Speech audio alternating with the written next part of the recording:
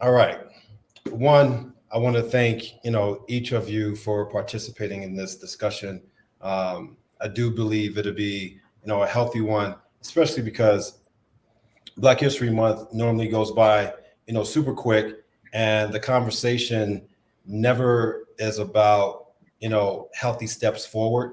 It's always talking about the past and who's doing things in the present from a leadership perspective, culturally, but it's always missed out on eating healthy, and Black health is always mixed in with how healthy we actually are and the foods that we intake. So one, I want to thank you all for being part of this discussion, and being on this platform. We all know that in our community we over index on high blood pressure, diabetes, and chronic heart disease, which is after hearing it for so long, you would think that at some point those numbers will decrease. Right. But they just simply haven't. And I think there's a lot of misconceptions of a few things. One, if they are on a dietary restricted um, regimen, they think that if I don't use salt, then I'm in the clear, or I can still eat these other foods like fried foods and highly saturated ingredients. They'll be okay, or they'll say I'll add some salt for some flavor, which is never a good good recipe. So if we can, talk about these things, talk about how we can make it better, give people tips, and go about it that way, I think that it'll be a nice, beautiful conversation that people can, take in and, hopefully start to live by or live better in a healthier way. Sure. For sure. Absolutely. So without further ado, I want to, take a step back and allow you guys to introduce yourselves. I'll start off with Chef Courtney. Take it away, brother. Yeah. Chef Courtney Harris. I am from originally from Inglewood, New Jersey, born and raised. I'm a private chef at the moment. I'm actually about to announce my retirement, believe it or not.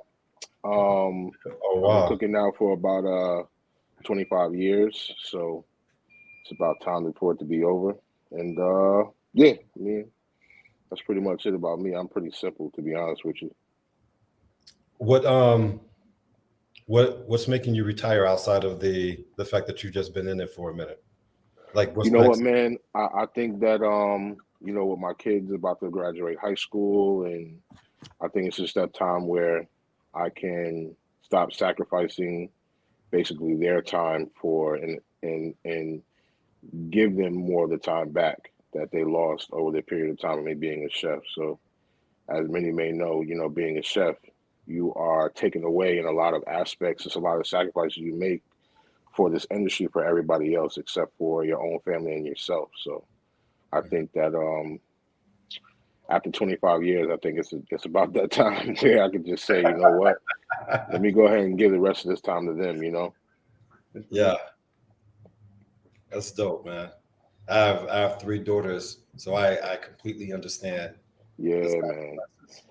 sacrifices. I have a 16-year-old daughter that is growing really rapid on me, and it seemed like it was just yesterday I saw her. She was just a baby, but now she's 16. She has a boyfriend, and she's going out. And she's doing so many things, and it's like, you know what I mean? I gotta show the boyfriend my gun every now and then. You know what I mean? Keep it straight. You know.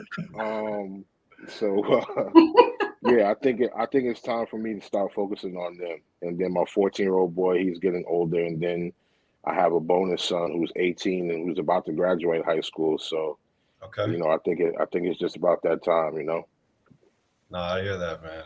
I have three For daughters, and they drive me crazy with how much I worry about them, especially dealing with other men as they get older.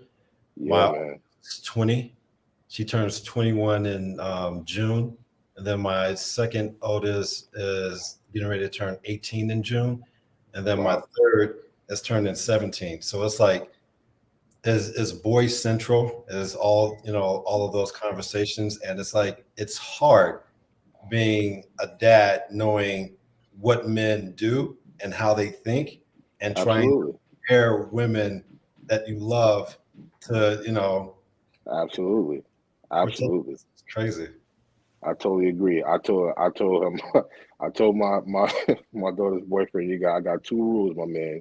Always treat her with respect and never leave her nowhere. And we good. As long as you go by them two rules, we are always good. But he's a nice young fella. I met his mom, and I'm always like that when it comes to just generally trying to be a good father is making sure I adapt in that way or talk to my kids, keep talking to my kids. So hopefully them talk to work, man, because Jesus, my man, That's what you could pray for yeah. sure. What about you, Crystal? Give us some background. Well, let me tell you, I'm going to just kind of uh, piggyback on that last conversation because I am in the process. I'm a boy mom. I have a 10-year-old, and my husband gives him money to take me out on dates. He is learning how to treat a woman. And There you go. that's very important. And I am telling him what women expect and what he should always be mindful of. So it's very opposite with me. And he's been taking me out on dates since he was 6. So this is Nice, very nice. fun time. I love being a boy mom. I'm spoiled because I'm the only woman in the household. My husband and my son absolutely spoil me. So it's a wonderful feeling and it's a wonderful place to be. But a little bit about myself. So my background has been in the food industry for the past 15 plus years. It's crazy because I didn't start off in food. I started off in high tech, in board level adhesives and components, as well as web-based applications. Very early pioneers of cloud computing, which no one back in those days thought of storing their data on anything that wasn't physical. So I started in tech, and in 2006 migrated to food after I was downsized from tech for the third time. I said no more.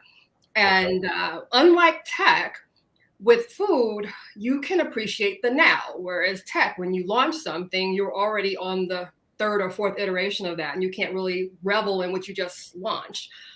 Food is all about taking it and experiencing and enjoying what's going on right here in the present and present, and who you're with, what you're consuming.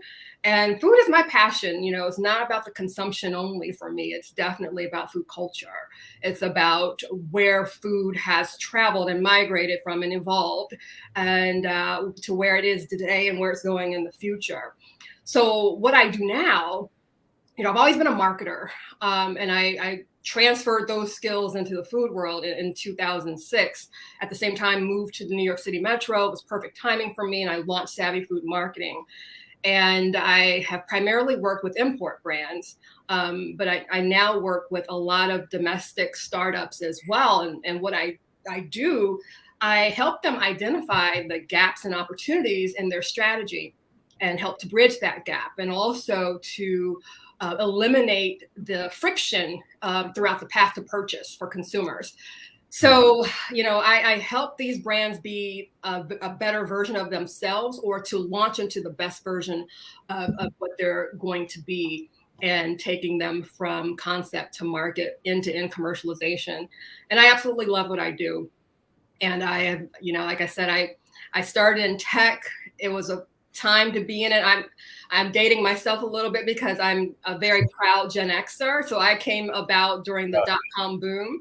But all of what I have, learned in that world is very applicable to what I do and how I develop strategy for my clients. And my clients range from, like I said, early stage and some pre-launch startups to legacy brands that have been around for ages, and especially import brands who are trying to replicate their success that they've had in their native country and other export markets here in the United States, but also commodities importers who are trying to identify B2B opportunities with them being a raw ingredient supplier. So that's a little bit about me in a nutshell. And I'm very happy to lend my voice to this conversation. That's amazing. What type of brands, if you don't mind me asking? Oh, yeah. So I work with a myriad of brands, but a lot of them, my legacy brands have been primarily import, mainly cheese brands. I really started off and cut my teeth perimeter of stores. So, in your produce, cheese, deli, dairy, that part of the grocery store. But now here recently, I've been more center store, but center store and not the traditional full of preservatives, last for a million years on the shelf brands, but a lot of brands that are very conscious and better for you. So I work with Tasty Bite, Preferred Brands International, Tasty Bite, Heat and Eat, Indian Fare, 90 seconds in the microwave, amazing Indian food, very authentic. I've worked with Northland Inc., which they have Cambozola cheese and champignon North America and Old Amsterdam Dutch Gouda. I've worked with a ton of different companies, and now I'm working with a really exciting company that is a sunflower cream cheese, Spiro, and so food tech companies as well. So it spans across different categories, and it's, again, just a lot of fun to especially be in this moment in the food industry. Yeah, for sure. There's a lot that's changing and shifting, especially with the way that people are buying. And with COVID, everything kind of took a turn, but took a turn in a really good way, because more people cook at home now, and more services are being drawn to that particular aspect, which is great. Absolutely. Yeah. So thank you, Crystal. What about you, Roosevelt? Yeah, man. So to start with me, I'm originally from Riviera Beach, Florida, and I'm the creator of Promising Palate. What Promising Palate is it's a page I created that's kind of built on showing my appreciation and passion for different foods from different cultures. And I'm a former Division I student athlete. I played ball at Iowa State and had a chance to learn about different food and different things from up there. And I'm also currently a college football coach. So those are Okay. the things that kind of make me unique and will kind of draw my passion for cooking. And I'm always learning new things, and I'm always open to trying different things. So, and I'm also a father as well. So I have a son that's 7 months, and my wife and I we've been married for a while. So it's been Congrats. fun, man. This journey, thank you. It's been Yeah, that's fun just on this journey, just learning about different foods and trying different things and just being open minded. So I'm excited to be a part of this discussion. That's Hey, awesome. congratulations, man. Thank Yeah, you, for sure. That newborn space. man. every day is something different, and it's fun and it's beautiful to see and just be around, man. And he's awesome. He's awesome. Yeah, that's Beautiful. dope. I'm definitely never going back there, but that's dope though. Yeah, appreciate it. You look so rested and refreshed. Well, yeah. Okay, don't say that too loud. Well, awesome, man. Welcome to the conversation. We also have Eden that joined us. Hello, Eden. Hi, how are you guys doing? Fantastic. Doing We're just great. doing How are a you? little quick roundtable, giving a intro as to what we do and all that good stuff, just to get to know each other. Thank you. All right. Sorry, the assistant was handing me something to drink. I'm Eden Westbrook. I'm a wife. I'm a mom. I am a food blogger, and I also run a mastermind and company that helps other people learn how to become successful food bloggers. And so far, we've done 2 cycles of this mastermind, and we have had multiple students get into the ad network of their dreams and start making their own passive incomes, which is lovely. I also am speaking at the Tastemaker Conference in, was it March 2nd, March 3rd? March 3rd, March 4th, in Chicago, and I will be speaking. The topic is the pathway to a 7-figure food blog. And I'm really excited to discuss healthy eating and I guess healthier eating. I'm not really a health blogger. I'm actually a comfort food blogger, which is very interesting to see people. They're like, well, you're a comfort food blogger. How do how do you eat, all this good food without ending up in the hospital all the time or something like that, or on medication. And really, I think everything should be enjoyed in moderation. I also do seasonal recipes. So a lot of my food, I don't eat anything really out of those aisles in the grocery store where we have, what is it? Like the jars of pasta sauce and we don't really eat out of that. We eat out of, the produce aisle, and I use butter, and we use garden stuff from our garden and things like that. And that really helps me be able to take control. We talk a lot about it in my blog. I'm like, you want to be able to control like your sodium intake. You want to be able to control all of your different foods that you're eating. You want to know what's in your food. So yeah, that's basically what I do. I'm a wife, I'm a mom, I am the business owner of a food blog and a mastermind, and I love to teach, and that's what I do. That's amazing, because I mean, all of the things that you spoke about really hits on a lot of the issues that we have in our community, and people trying to figure out ways to eat healthier, what to purchase inside of the produce aisles, how to actually navigate that, because so many things are quick to, have the cans, the jars. It's like all of that has so much bad things that are in those particular ingredients that, stops the productivity of actually being healthy. Right. So getting into a little bit about me, my name is Marcus Moore. I'm a bit of a duality. I started off with inside of the advertising industry as a creative director. And one of the biggest things that I understand is colors. Right. Colors is a huge factor into what I do from a communication perspective in the advertising business, but then also transitioning that into the product line of Cook by Color at cookbycolor.com. And so the way that, I kind of got into it, I've been, chefing for the last, I've always had a passion for it. But it's interesting because it took a divorce to kind of push me into like being a maker. It's like I couldn't, do the same things that I was doing inside of the household when the household was divided.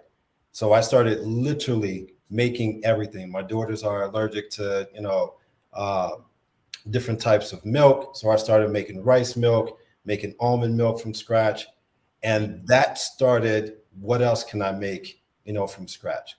It's like I cook literally by color, meaning that the first, color that I put down will literally dictate the next color. So I'm not a real big recipe fan. I think those particular things can be broken in there, a guide that was, derived from someone else, but it's just to give you an idea of what they did so that you can do your own thing. Right. And so we all know that, the seasoning aisle is filled with additives, preservatives, everything that's negative that goes against what our bodies are actually, geared to do from a performance perspective. And I literally wanted to make sure that my daughters knew how to cook and how to cook in a healthier way. And so I used colors to be able to go about doing that and making sure that there's no additives, no preservatives, no GMO, no MSG with inside of any of the products that I create, from Cook by Color.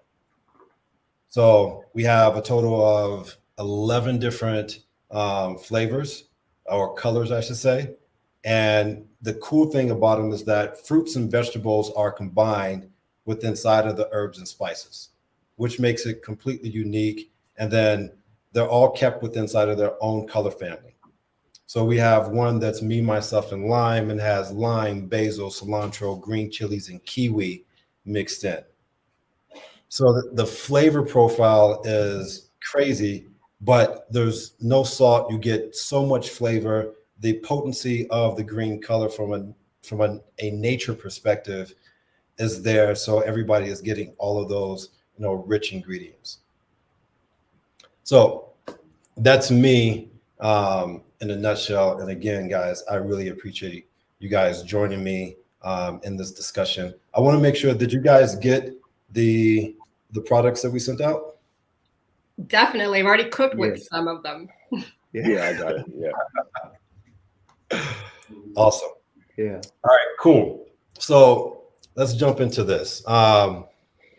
Just first off, like, what do you guys do for fun to actually bring health into the kitchen? And we can all just kind of, chime in. We don't have to do like a round table. If you got some, let's hear it. Yeah, I'll tackle this one. For me, I like to use the acronym music. All right, and it might sound a little cheesy, but I think there's some cool, some cool pieces to it. So the M stands for mood. I like to set the mood, by playing my favorite music, maybe some smooth jazz, grabbing a glass of wine, and just kind of getting in my vibe. The U stands for utilize, which means you want to utilize the vegetables that you have, if you can. And then everybody don't like vegetables, but for me, my favorite is leafy greens, and for that reason, they're very versatile. You got your mustards, your collard, turnip, whatever it is, kale, and then they're also known for regulating high blood pressure. Then you got the S, which stands for smell. I think the biggest thing you can do as a chef and in the kitchen is embracing all those flavors, embracing those smells. And for me, man, one of my favorite things to smell in the kitchen is when I'm sauteing some fresh ginger and fresh garlic. And the I stands for include. And I think this is an important piece as well, because it's important to include your family, your friends, your spouse, and you can create that kind of date night, if you would like, and make it fun, make it a family event or a family night. And that kind of leads to the C, which is creativity. And creativity means you can use your imagination to create the atmosphere or the ambiance for whatever you might like, whatever might fit you. Like, for example, you might be a guy that might want to have like a steak night or a steakhouse vibe with your wife, or you can kind of get that Italian restaurant kind of feel. And I think that acronym is a cool way to kind of jot down, okay, what I'm looking for, what I want to do when it comes to making cooking fun, but also healthy. So music. Oh, yeah. That's dope as hell. Yeah, appreciate it. Yeah, I would I know for me, oh, go ahead, Love. Oh, I was going to say, I love replicating recipes that I've eaten in the wonderful city of New York, just across the bridge for me. I try to replicate, or my travels, amazing recipe with my spin on it. And like you were saying, Marcus, that, it doesn't have to be to a T, but it's an inspiration for this blank canvas that is your, pots and pans. And then you're adding all of these creative elements to, be inspired by what you had, but then add your own flavor, no pun intended, to it. Yeah, I'm with Roosevelt. And music, in a very literal sense, I have to cook to music, especially, not in the morning when you're hectic and you're trying to get everybody out the door. But cooking is my therapy. I would get off transatlantic flights and get right into the kitchen and start chopping, because I needed that. Also because I just came back from hectic meetings and I just need to chop. Something about chopping. This was therapeutic. Somebody needs to get cut right now. But I'm always music, and for me, like, I have to listen to like Afro pop when it depends on the mood. But like if I'm like cooking on a Friday night, it has to be, Wizkid. But then, on the Sunday, it's John Coltrane. But I'm very inspired by that. And it also it's in line with what I'm cooking and what atmosphere you're trying to create as well. So I'm all with that, Roosevelt. Yeah, for sure. I love it. Yeah, for me, I never know what I'm gonna do until I walk into the store. So I try to use that creativity to kind of entice me to be something that's going to push me, that's going to make me think out the box. So not knowing what I'm going to do until I walk into the store kind of helps with that, because you get to utilize anything and everything that's going on around you versus knowing exactly what you're going to make, because a lot of people know that you can always say, oh, I'm going to make this recipe just like this. And almost 9 times out of 10, it's never going to come out exactly the way the recipe is written. Right. So Mhm. a lot of times I just like walking right into the Whole Foods mostly, and just the first place I'm gonna hit is produce, because that's what, when you walk into a Whole Foods, that's the first place you're gonna go anyway. Yeah. You're gonna get the produce, and then you're gonna hit the meat section and the fish section because they're right next to each other, and then you get the frozen, the butter, all that good stuff, and then you get to the aisles and you pretty much start building, whatever you're gonna make from there. So Mhm. that's what my creativity for my place comes from, especially from a healthy standpoint, being that, I cook for athletes and these celebs that like to, stay fit. So Mhm. um, being able to have that creativity and them coming in and saying that, hey, I went to, Crustaceans last night and you know, their I had their garlic noodles. Well, Mhm. how can I make that in a healthier version of that, and give it to them so that they can have it all the time. So things like that push me to be creative in that aspect, to kind of stay sharp. So I probably almost all the time, almost 9 times out of 10, I never know what I'm gonna do until I walk into the store. So, what about you, Eden? For me, I guess what we consider fun is just being able to enjoy what most people would consider luxuries, like being able to go to the farmer's market or garden in our own backyards. A lot of people aren't able to do that anymore, which I find totally crazy, between like HOAs and of course like living within cities and stuff. We lived in an apartment where, of course we didn't have anywhere to actually grow our own fruits and vegetables. So I just had like our herb garden on the patio, and now I'm able to grow, fruit trees and an entire garden in my backyard. And we have we live on the outskirts of a small town, so we have, our local town's farmers market, because I live in the boonies. Basically, I live in the sticks. There's a lot of trees and there's literally cows down the road, and horses and all kinds of stuff. So there's a lot of farmers here, so we Mhm. have like a very flourishing farmers market. And I feel very blessed to be able to be like, I can go find all of this wonderful seasonal produce, or have it even in my own backyard, and Mhm. be able to create, fresh dishes with that, and be able to have my son involved, and, have him learn where food comes from. Even when we get our cows butchered, we get our beef, we pick out a cow, we get it butchered at the farm, and, we get that. And I feel like that's such a blessing. I read an article where they said that children will literally think that hot dogs come from plants, like, and bacon and hot dogs, like actual bacon, not the vegan stuff I'm talking about. Like, they think that they're plants because they don't know where it's from. And so being able to teach my son, this is how we grow vegetables, this is how we grow fruit, this is how, this is where your meat comes from in each part of the cow, and being able to butcher with him and dissect chickens. I taught my husband how to butcher a chicken for the first time a couple months ago, and now he does it like a pro. And so I feel like getting my family involved, not just in the kitchen with the cooking process, but being able to create our own food is such an amazing thing. Yeah, for sure. Absolutely. That's awesome. Yeah, especially the family learning aspects of, one, this is where these things come from, and they just don't appear in the grocery store. That's Exactly. For me, I also, kind of run with an acronym, Roosevelt. Mine is flavor.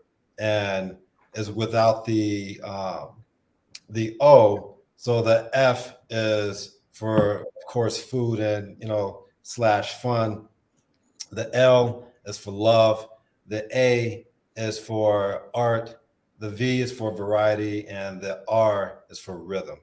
And the rhythm in prepping, the rhythm and the timing with, the cooking, and the rhythm from the music, Crystal, that I have blazing, because I can't, like, literally, I cannot do anything without having some music in the background. Right. Yeah. Get me into that zone of, what I do. And then I think the last part of it from a fun perspective is I like to literally look at it from a standpoint of like cooking naked. Like, I like to prep everything to perfection before I actually get into flavoring it, because I'm dealing with colors and I want the colors to, shine and the flavors to be robust. There's some things that I'll cook and season at the same time and then garnish at the end. But cooking a piece of meat to perfection without, losing its actual natural flavors to it is just remarkable for me. So those are the kind of things that I play with in the kitchen. I think collectively, I've learned a little bit from, each of you on different things. Like, I'm building a house in Dallas, like, and I cannot wait to be able to grow my own produce outside of my house, or have a, in-house garden, so that I can go pick my own, produce, versus always running to the store and having to, not know exactly where it's coming from, because the word organic is kind of being stepped on a little bit. Right. Yeah. Real. This actually leads us right into the next question, which is, what are things you look for when you're actually shopping at the grocery store?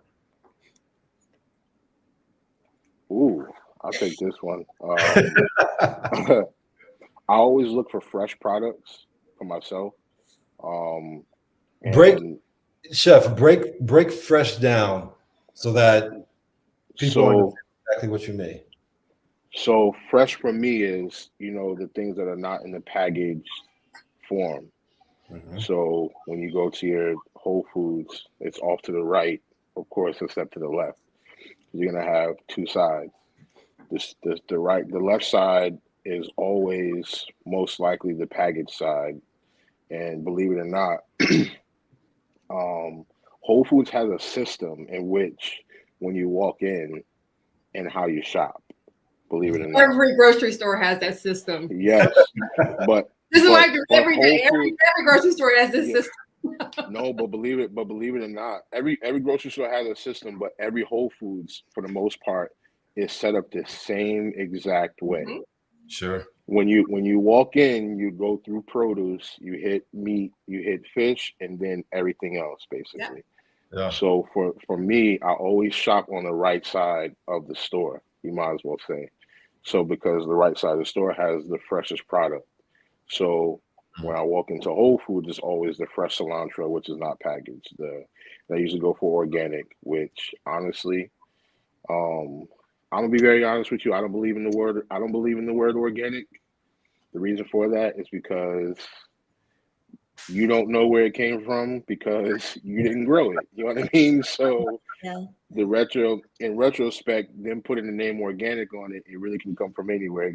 To be honest with you, and it really isn't that much different except for the soil that they use, that the way it grows. Just being honest. That's just my opinion. I should say.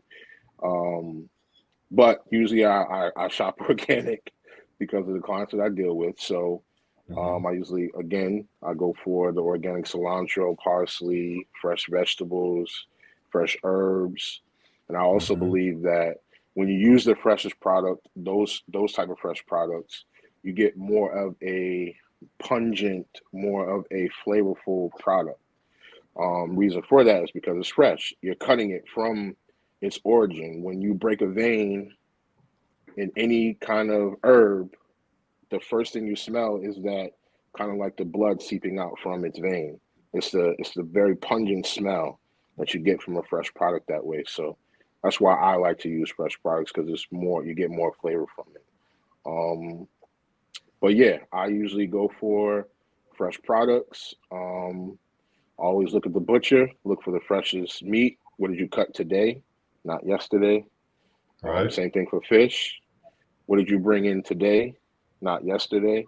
What wasn't there yesterday? You know what I mean? Because again, I feel like, that stuff could have sat there for like a week, and they'll put it in the freezer, bring it back out, thaw it out, and there you go.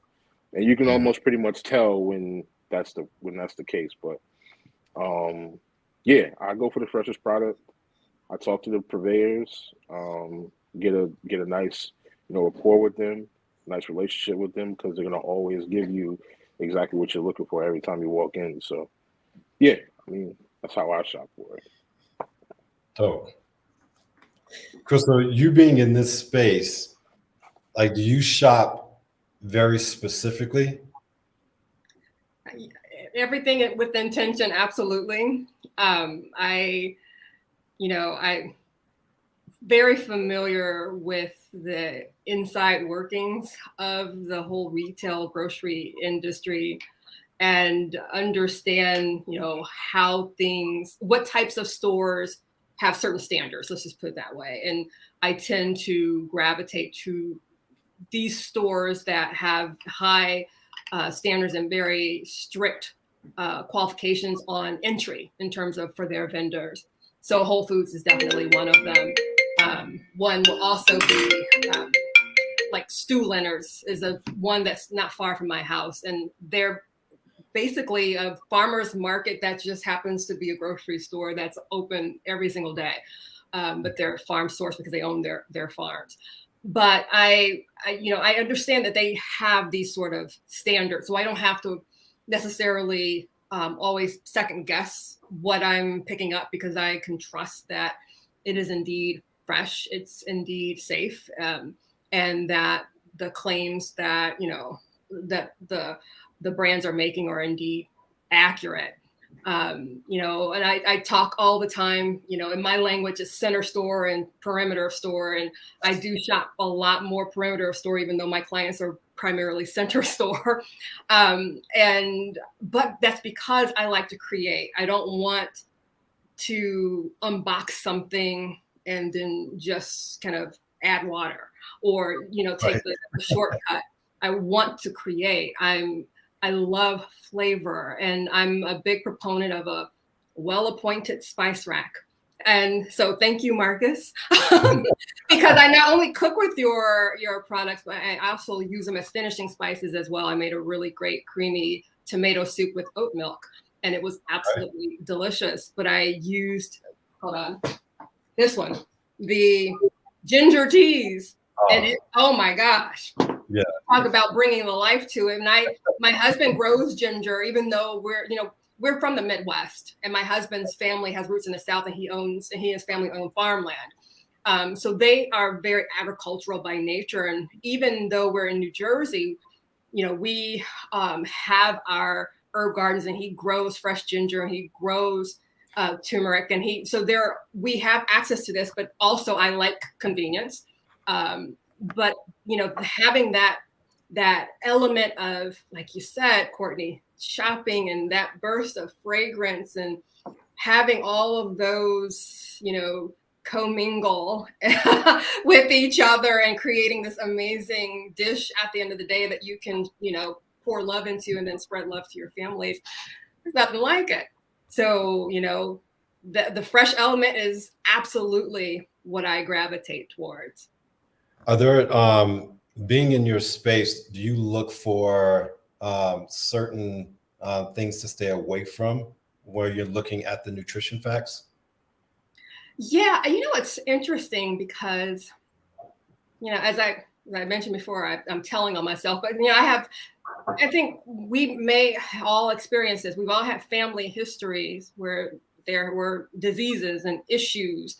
And, some of those have been believed to be hereditary, but guess what? We can combat that. And as I look at my life, and now that I'm come to the realization, it hit me this year, that is the realization that I am indeed closer to the number 50 than I am the number 40.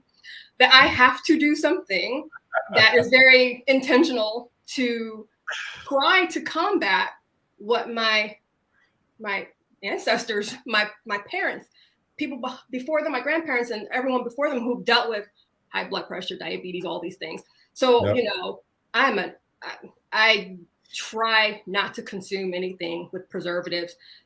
Me personally, it's hard sometimes when you're dealing with a 10-year-old, trying to be as quick as possible in the mornings and everything. Sometimes, you have to succumb to some turkey bacon and some other things. But at the end of the day, I try to lean heavily and lean in on things that do not contain preservatives and things that are very rich in antioxidants and anti-inflammatory. So that's why I love this ginger teas. I love all of these elements that help me to create this lifestyle that's I'm looking, in a very long term.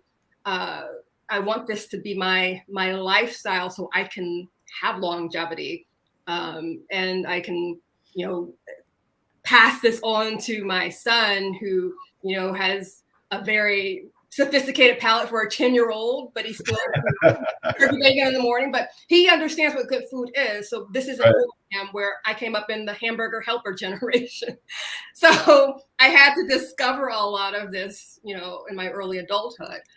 But yeah, I really try to gravitate towards things that really have high fiber content, low sodium content, but definitely all of those spices and elements that really give you those, anti-inflammatory and antioxidant properties. Absolutely. Could not agree more. Actually, when you brought up ginger teas, that's exactly what I'm drinking. A quick That is the truth. detox tea, add some water, some lemon, and it's done. Because the ingredients are pure, it's already there. So Nice. that's fantastic. What about you, Eden and Rose? Yeah, so for me, I would say I align with each and every one of you. Just kind of going back to what Eden said about like knowing, knowing and going after the fresh ingredients. And instead of a kid thinking a hot dog is born as came from a plant, like knowing exactly what stuff is. So for example, if you going through an aisle in a grocery store and you see like a box potato, like instead of going after that option, go to the actual produce area and grab some potatoes and make some homemade mashed potatoes. But from a protein standpoint, I like to go after the wild caught salmon, the wild caught shrimp, rather than a farm raised salmon or local farm raised shrimp, which might be a little more affordable. But I think from that standpoint, like I think it's more healthier, and we know that wild caught is better, generally. And then when it comes to eggs, man, we don't take the shortcut with eggs. We feel like paying a couple extra dollars for pasture raised eggs, which means you're eating and consuming eggs that are raised on a pasture and roaming free. And a thing that I dislike is driving down the street and seeing a truck with a bunch of different eggs in cages trapped, and it's like they're going to drop those eggs off, and I mean, it's just it's not something that's good to see. So I prefer to go after the pasture raised eggs, and but I align with each and every one of you guys. And Awesome. Anything to add, Eden? Um, I guess I agree with him when it comes to like grocery store shopping.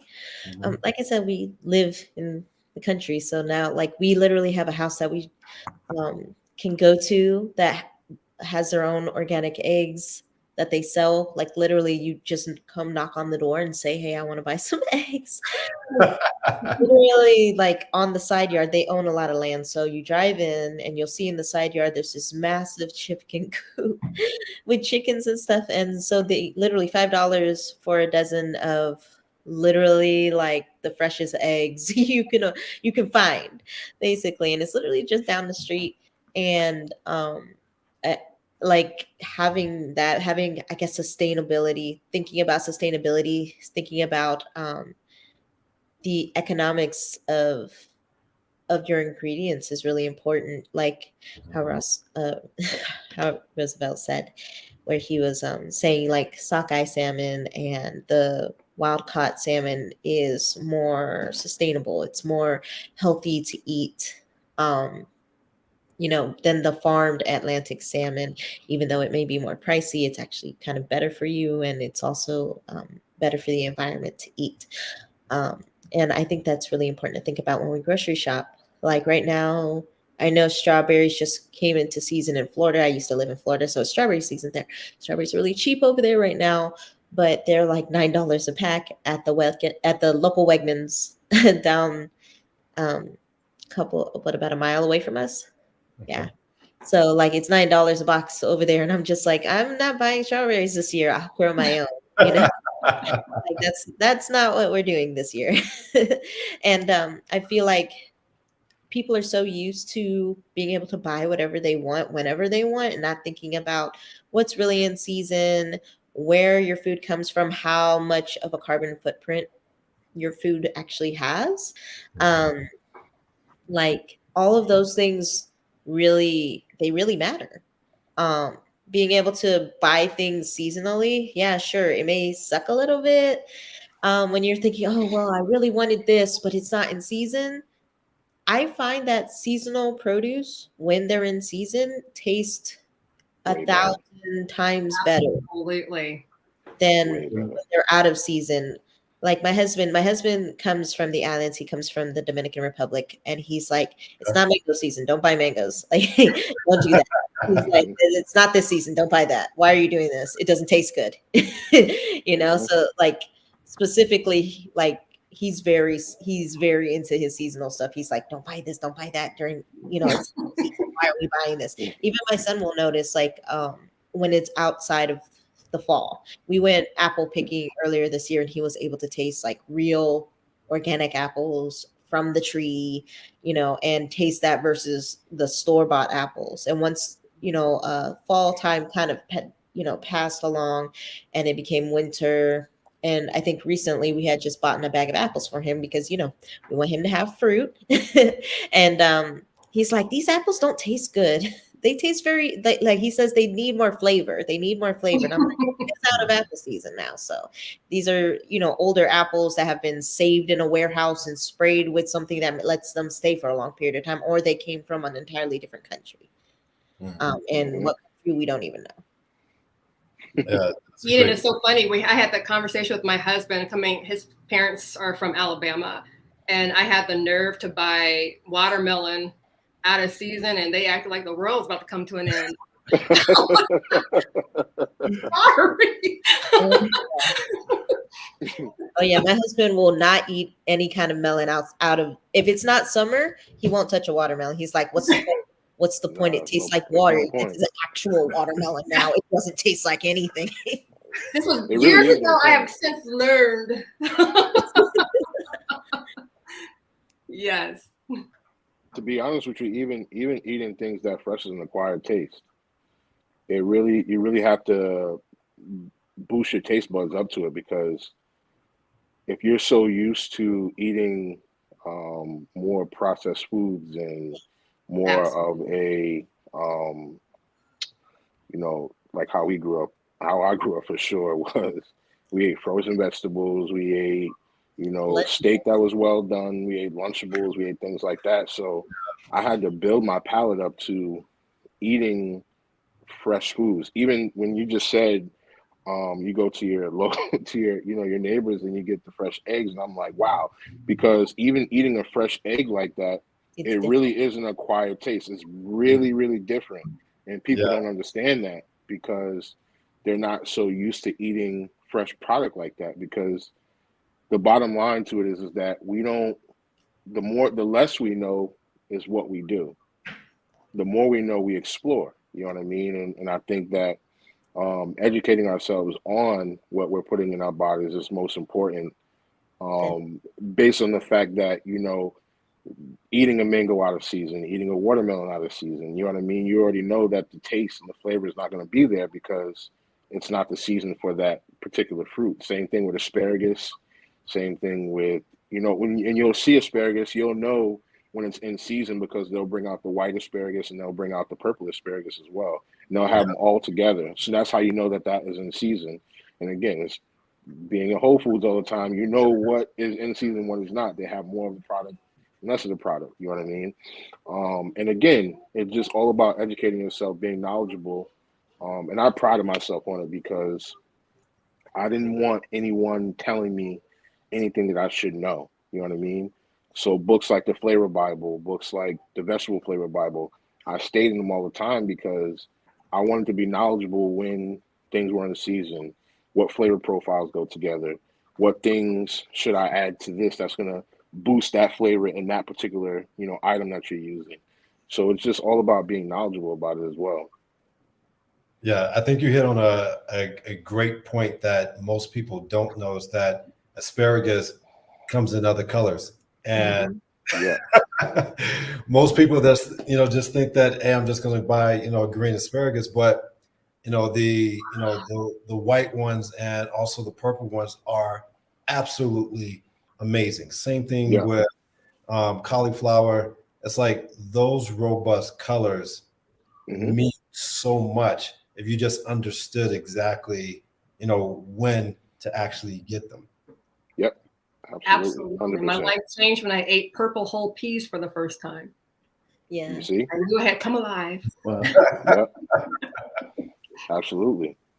Yeah, everything has a time frame in which you can use it so that you can get the most flavor from it. The flavor profiles matter so much. And again, I pride myself in flavor profiles because I was challenged by my client that he didn't want to have any salt whatsoever in his food. So as a chef, that's hard for Yeah. me because, flavor comes from salt. You know what I mean? But that is the conception of most people that flavor comes from salt, which it does, don't get me wrong, but most flavor comes from actual food, Yep. cilantros, herbs, spices, natural spices. But if you notice that if you use more robust herbs such as like basil and um, cilantro, parsley, things like that, right? If you add citrus to those, they enlighten them, they enhance Yep. them. So when you're adding those type of elements, you have to know what to add to that to enhance what exactly you're using. You know what I mean? So again, goes back to just being knowledgeable about exactly what you're using to enhance everything that you have going on in your dish. Once you achieve that goal, you, believe it or not, can cook without salt and the food will taste like it had a whole bunch of salt in it, as if you cook with salt, believe it or not, because all those elements coerce together, work together to make your palate think something totally different. It like sparks something in your brain. No bullshit, I read up on it. And Yep. it sparks something in your brain that works together with something. I don't know what they were talking about. All I know is I can just cook it. That's it. You know what I mean? But but yeah, it blew my mind because I was just like, wow, here I am thinking I know my flavor profiles and I can do it and we're gonna make this happen. But in reality is that I really was knocking on my man's brain like, yo, dog, we're gonna make you we gonna do this. This is good. So yeah. Yeah, for sure. And I think they also like just the lack of knowledge. Like my grandmother, she's out in Chicago, and when I talk to her about different types of food or different types of ingredients, and she hasn't heard of, like, she doesn't know that white or purple asparagus, cauliflower, like, or even green cauliflower exists. Like, her mind is blown when I start to educate her on all of these different colors and things that exist out there, because she was taught one way Right. and Mhm. has stuck with that way.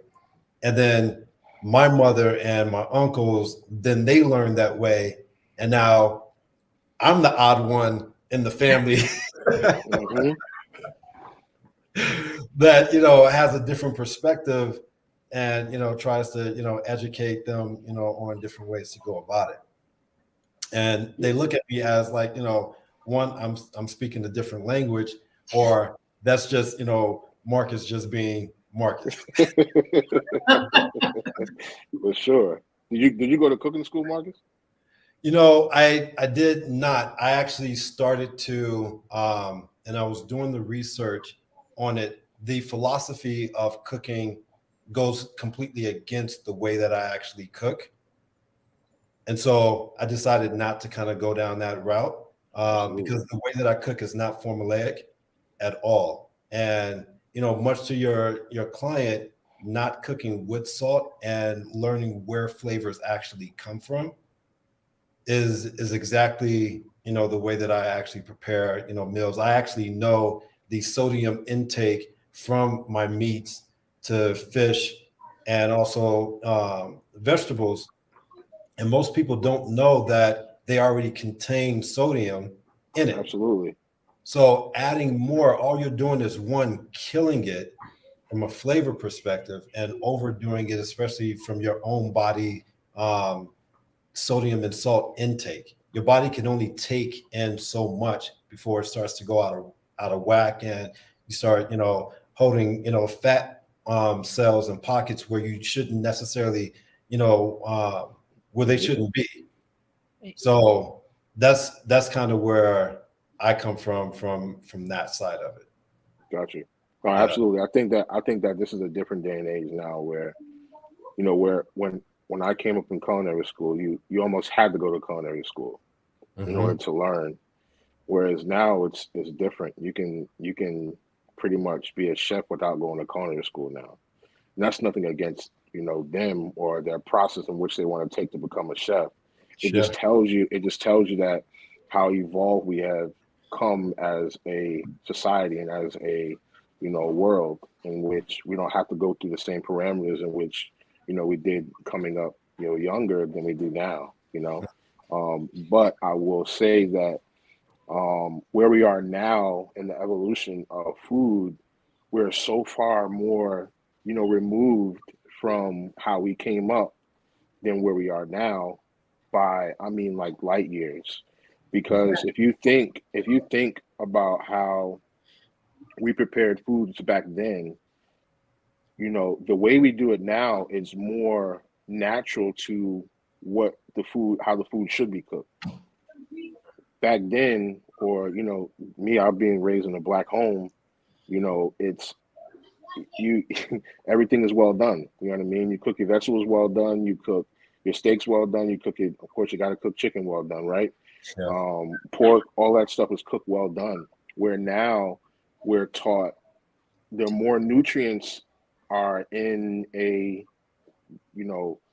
less cooked state, so you don't cook your vegetables as much Yeah. because you lose the nutrients and you lose the additives that you need from that product to help your body, process it the natural way. But it's just crazy to me sometimes, and that's why I always ask if I always ask chefs if they went to cooking school or not, because it helps me to see their journey in which they are to why they are where they are today. Mm-hmm. Yeah, and just the overall difference of how everybody cooks.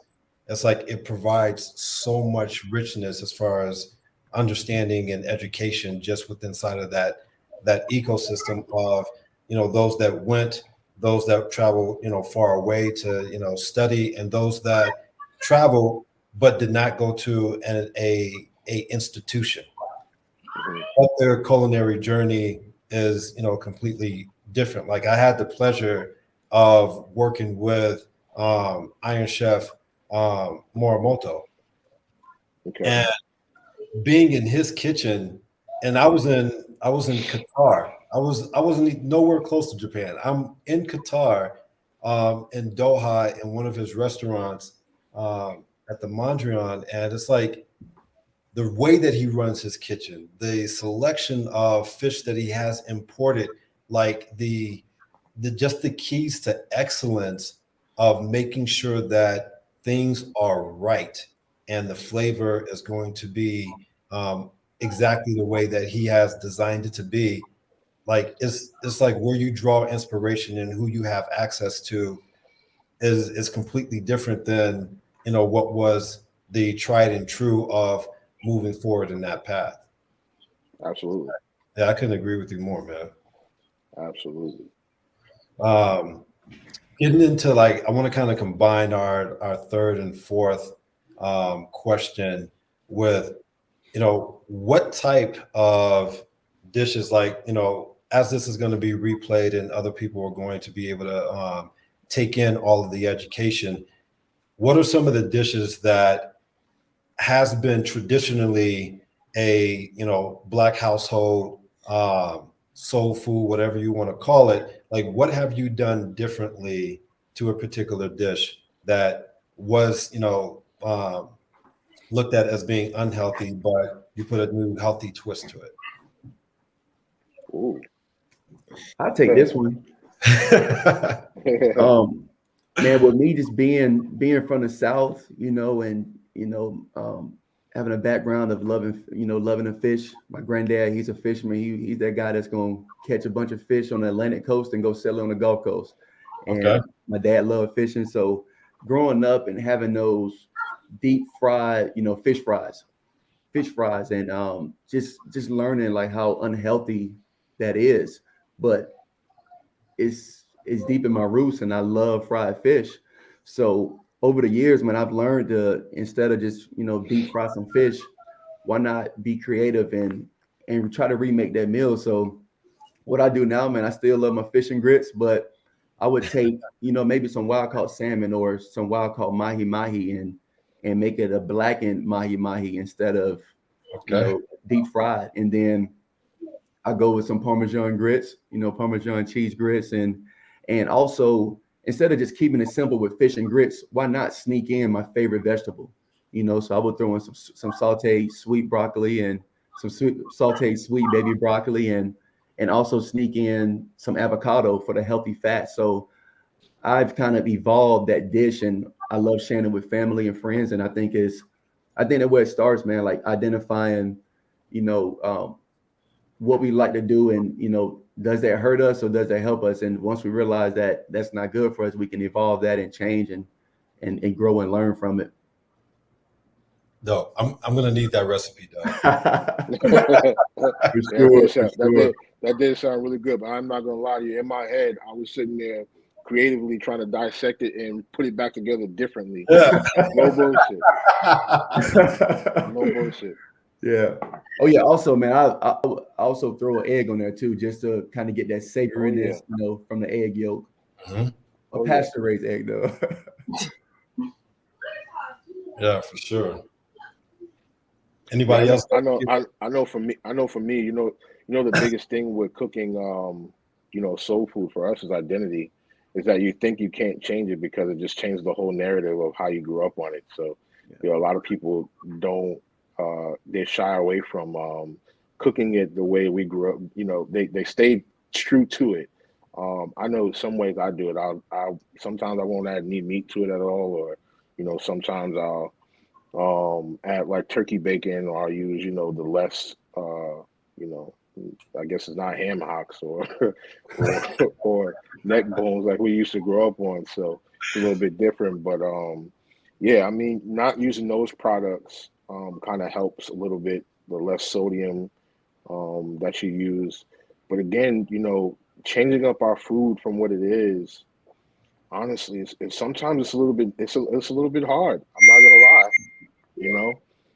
It's hard to navigate through it because you're just so used to cooking it a certain way that when you change up the narrative on it, or when you change up the flavor, or the contents of what you use, it just changes the whole dish. But I guess again, it's about the identity of it. You think if you change the identity of it, then it just changes up the whole thing. It's just not what it was when we grew up on it. But I Right. don't know.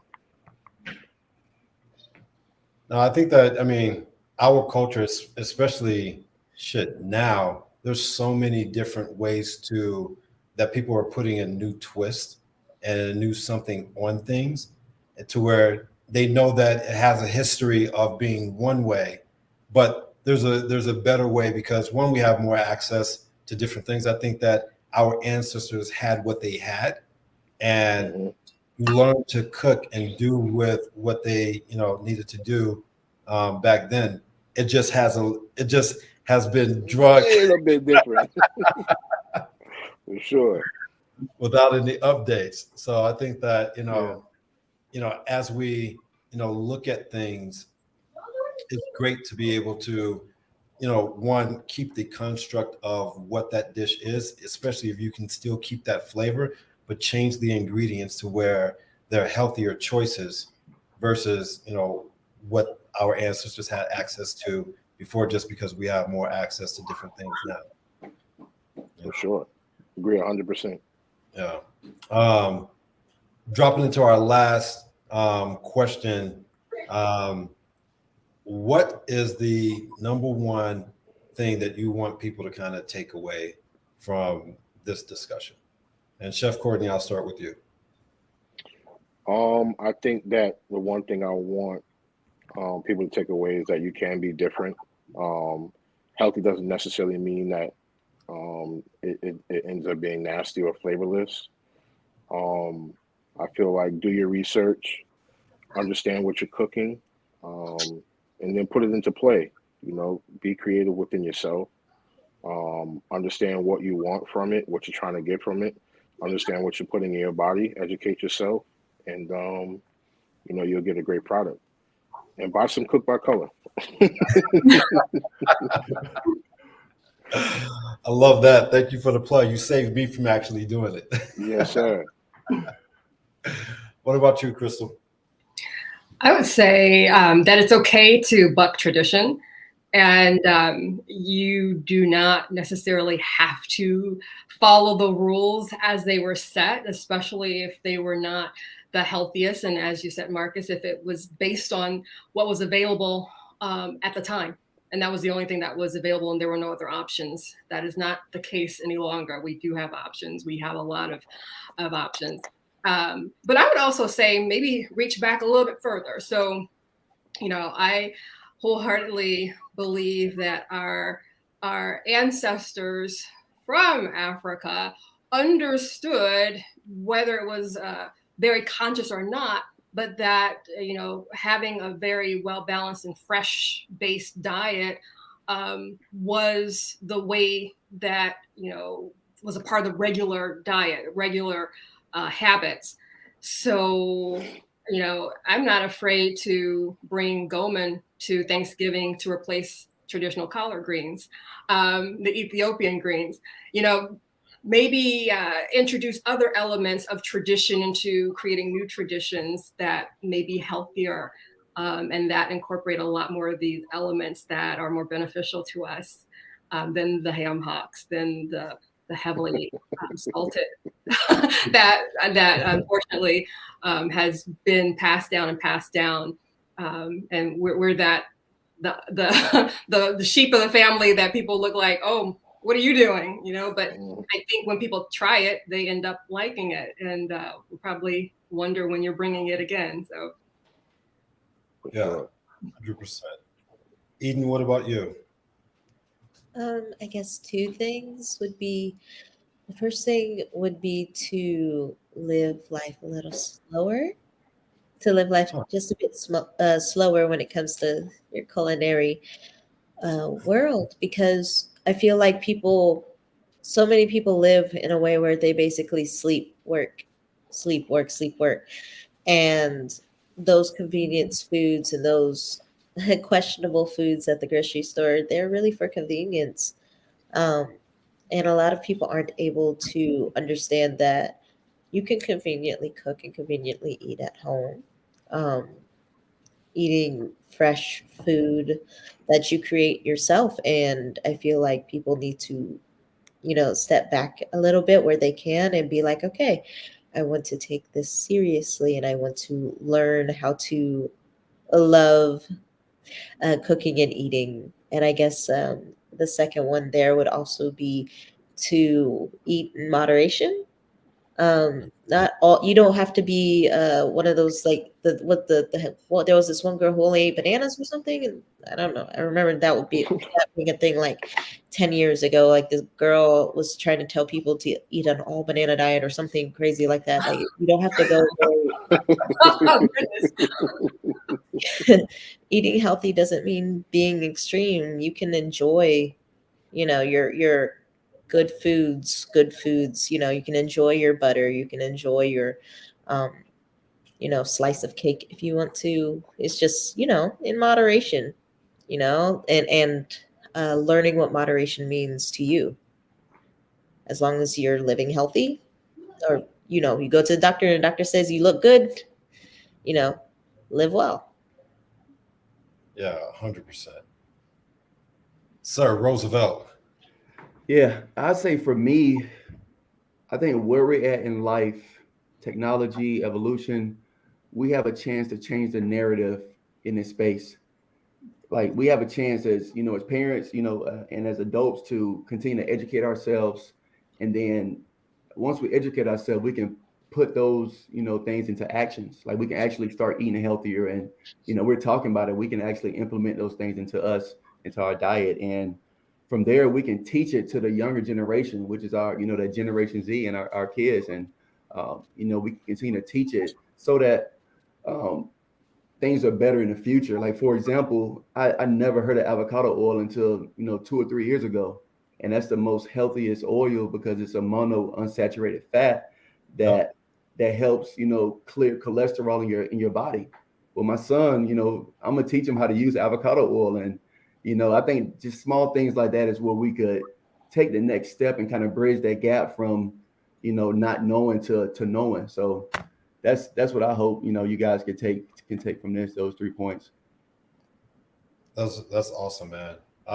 Which is also, the reason why I actually have avocado oil or flavored avocado oil in the store, just because it is, one of the healthiest oils out there. The trans fat aspects of it is not there. You're not going to burn it off. It's great for high heat, Yeah, and most people don't, know those things or understand. yeah, Mhm. And I think I would just add to kind of close it out is almost like a little philosophy of mine, which is to dress your food the same way that you dress yourself. Complementary colors equals complementary taste. You put on your shirt, you grab your pants, which are complementary. If you look at building your food or dressing your food the same way, it would be one more palatable to you and your flavor, your style, the way that you do things, and not interpreted or misinterpreted with someone else's, ideas of what their recipe is. And last but not least, I think Chef Courtney said it best: cook by color. Go to cookbycolor.com. Get you some healthy, you know, just beautiful array of flavors and ingredients that have been bottled specifically for us as our culture and our people, but then also for those that actually suffer from diabetes or high blood pressure or any of those particular illnesses. One, guys, thank you so much for Thank joining this you. yeah. Thanks discussion. for having us. For having us. Thank I you for really having me, man. appreciate you Very guys. much. I know that taking a day out. It's Sunday. I listen. I love the love. Thank you again for participating in this discussion. For Thank you sure. for having me, Thanks for man. everything. Appreciate you. Awesome. All right. Till next time, guys. Thank you so Okay. much. All right, Take see care. you. I'll take it easy.